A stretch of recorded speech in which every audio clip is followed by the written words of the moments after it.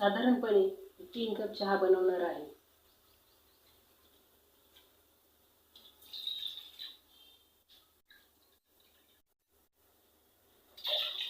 हे 2 कप पाणी घेतलं आणि 1 कप आपलं दूध पडेल।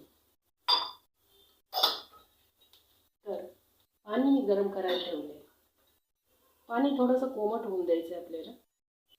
आपले पाणी थोडे कोमट झाले की गूळ आपल्याला ह्याच्यामध्ये लाल कलरचा गूळ वापरावा लागेल।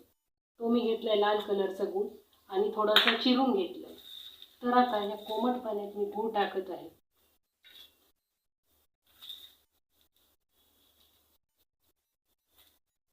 आता गूळ आपल्याला थोडा पाण्यात विरघळून झाला की पत्ती टाकायची। आता आपलं पाणी बऱ्यापैकी उकळलंय, गुळाचं पाणी। तर त्याच्यात मी 2 चमचे पत्ती टाकणार आहे। 2 चमचे भरून पत्ती टाकणार आहे मी आता हे छानसं उकळून द्या। आपल्याला चहा पूर्ण उकळायचा इथं, त्याच्याशिवाय त्यामध्ये दूध घालायचं नाहीये। आता चहा मस्त उकळलाय। आता शेवटी आपण दूध घालूया।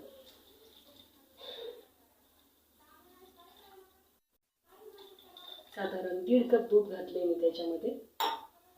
तुम्ही बघू शकता मस्त कलर यायला लागलाय।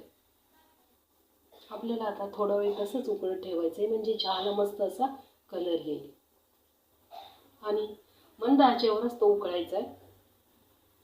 आता बघू शकता तुम्ही चहाला हळूहळू कलर येऊ लागलाय। एकदम मस्त असा गोल्डन कलर आलेला आहे चहा। बघा चहाला कसा मस्त कलर आलेला आहे, बघू शकता तुम्ही। हे बघा एकदम मस्त असा गोल्डन कलर आलेला आहे। आता मी गॅस बंद करत आहे